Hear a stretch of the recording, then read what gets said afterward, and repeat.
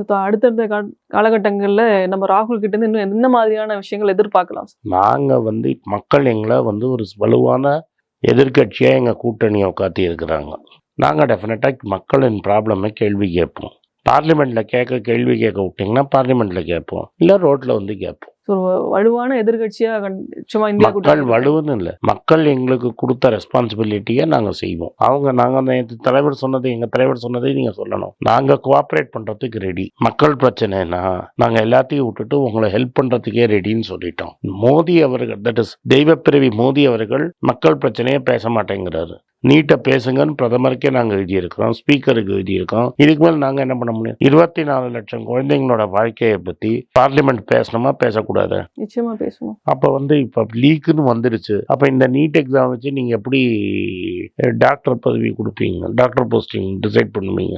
யார் டாக்டர் படிக்கணும் படிக்கக்கூடாதுன்னு?